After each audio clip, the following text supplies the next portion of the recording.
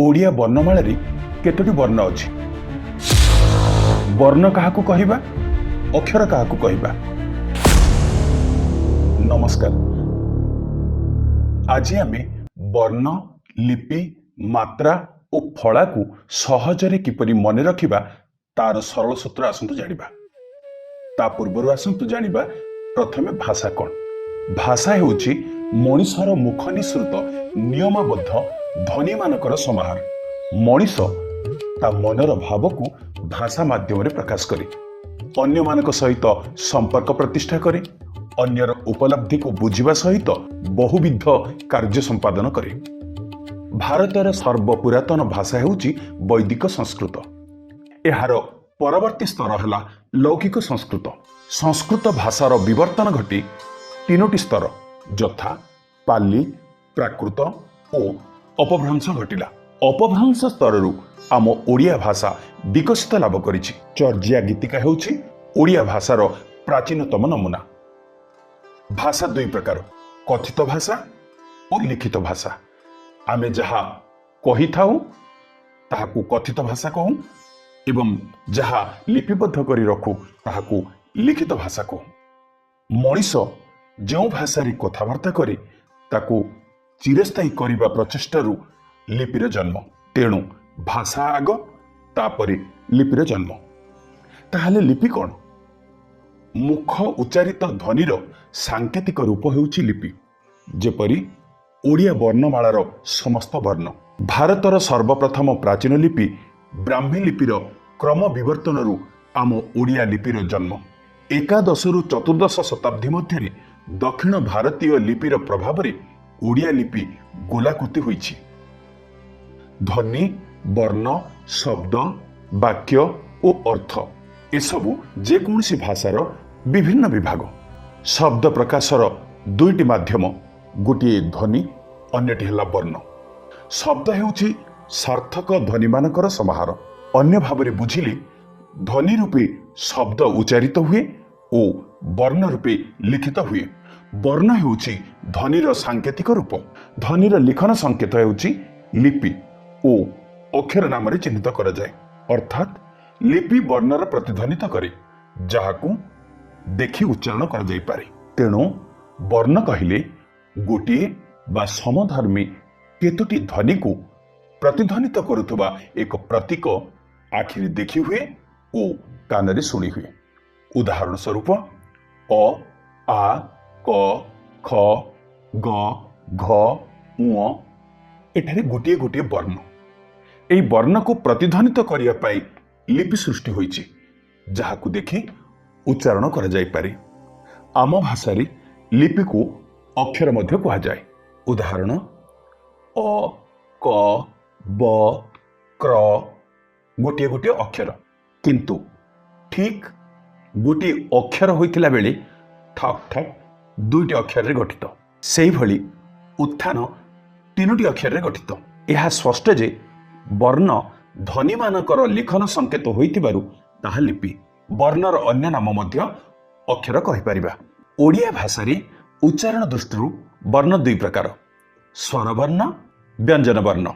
जो ध्वनि उच्चारण समय मुख रंध्र और गलगौहर मध्य फुसफुस निर्गत वायु बाधा न पाए किंबा संकीर्ण मार्ग मध्य न जाई प्रवाहित हुए ताहाको स्वरध्वनि कहा जाए। उच्चारित स्वरध्वनिर वर्ण संख्या होछि 11।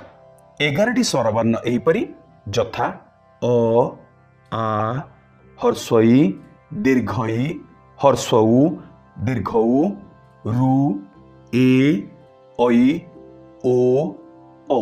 दुई व्यंजन वर्ण। जो वर्ण स्वर वर्णर साहाय्य व्यतीत उच्चारित होई पारंती नाही सेगुडी को व्यंजन वर्ण कहा जाए। एही व्यंजन वर्ण संख्या 39टी। एही 39टी व्यंजन वर्ण किपरि आस हिसाब करिबा। वर्गीय व्यंजन 25टी। क, ख, ग, घ, ङ एहा कंठ व्यंजन वर्ण। च, छ, ज, झ, न्य एहा तालव्य व्यंजन वर्ण। ट, ठ, ड, ढ, ण एहा मूर्धन्य व्यंजन वर्ण।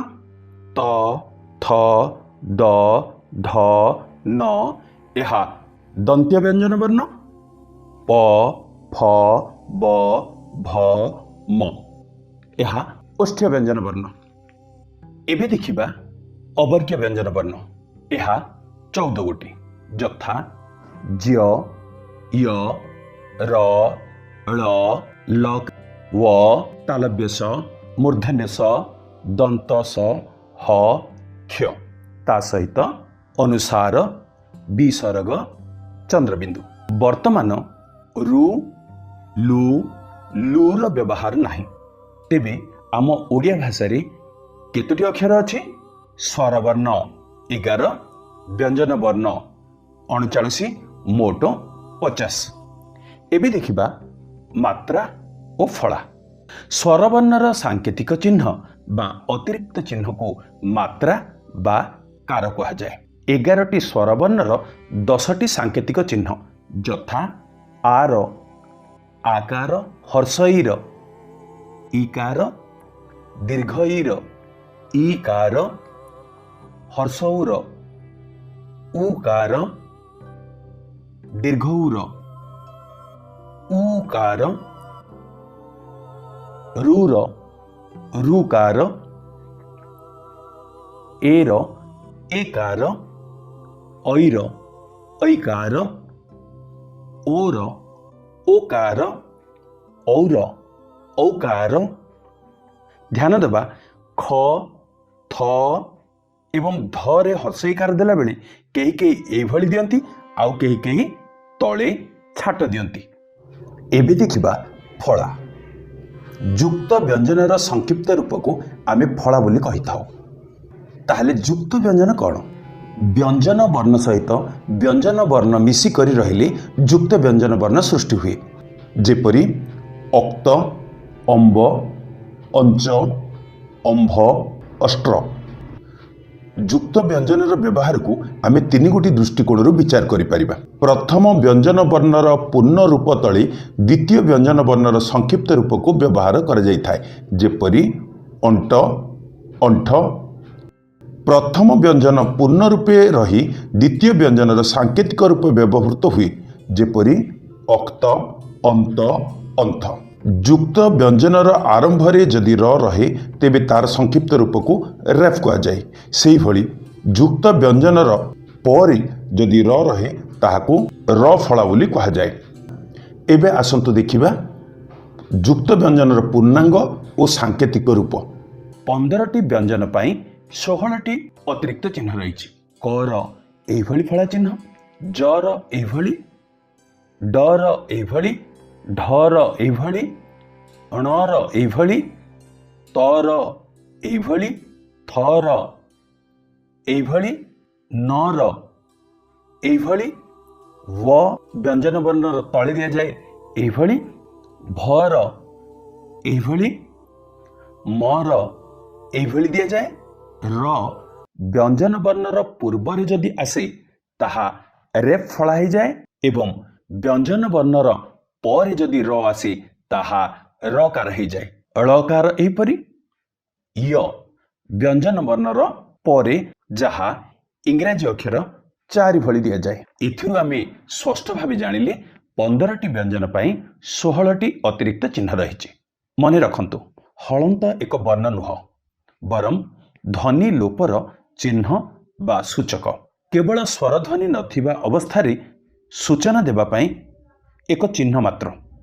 ଏହାର ନିଜସ୍ୱ କୌଣସି ଉଚ୍ଚାରଣ ନାହିଁ, ତେଣୁ ବର୍ଣ୍ଣମାଳାରେ ଏହାର ଆବଶ୍ୟକତା ନାହିଁ।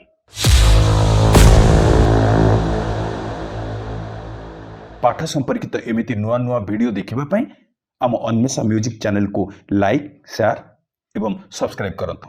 ଆଜିର ଶିକ୍ଷଣକୁ ଏଇଠି ରଖିବା। ଧନ୍ୟବାଦ।